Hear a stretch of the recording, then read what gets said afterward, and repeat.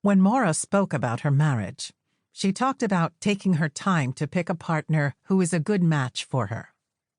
"We took 5 years to get to know each other before we married, and another 5 years before we had our first child," she says. She also selected a partner who believes in clearing the air when tensions arise, rather than avoiding dealing with issues. She is hopeful about the future of her marriage, acknowledging that marriage is hard work and that she didn't have successful role models. While being competent caring is mostly positive, the downside is that some women are too focused on others and get stuck in the approval trap that we discussed in the introduction. The third personality style identified by Hetherington is competent opportunist. Children with this style have a unique ability to perceive and respond to the needs and feelings of others, and often use this skill to their advantage.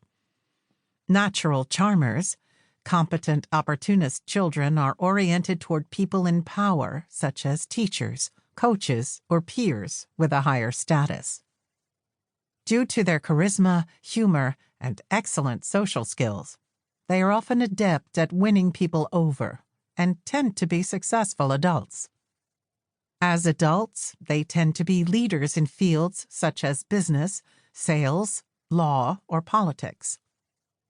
Competent opportunist women are often encouraged by their mothers to be autonomous and self-reliant as children. Rachel, a college student, uses self-reliance as a way to protect herself from being abandoned. Raised by a single mother, she endured poverty, her father's absence, and the desertion of her stepfather, who was unfaithful to her mother.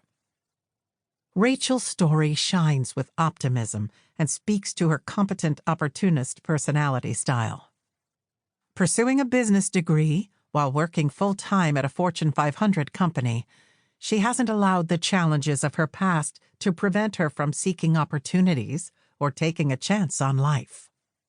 With a surprisingly self-assured tone, Rachel says, "Certain situations in life are unforeseen and uncontrollable. They can either take you down a path of darkness or lead you out of a storm as a stronger person." Clearly, Rachel's ability to access resources is an advantage that has helped her to succeed in life so far. However, if she doesn't deal with her fear of being left, it will surely surface in her relationships, since intimate partnerships tend to present us with reminders of our past. Later, we will discuss how Rachel overcame adversity due to her competent opportunist personality. We observed the competent caring, the competent at a cost, and the competent opportunist styles in most of the women we interviewed, and will refer to them in the book.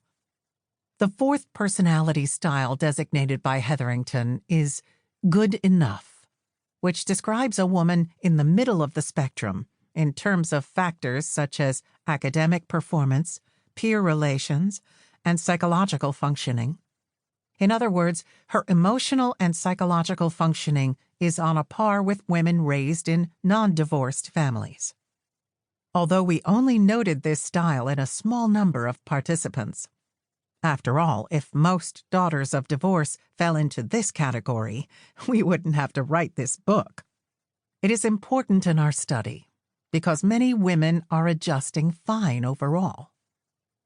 Growing up in a divorced family can impact a woman's personality style, choice in partners, and attitudes toward love, marriage, and commitment. Fortunately, it is never too late to change the blueprint she inherited. Despite caution and fear, a woman raised in a divorced home can make peace with her parents' divorce, develop a sense of herself independent from her family, and build fulfilling relationships that endure the test of time.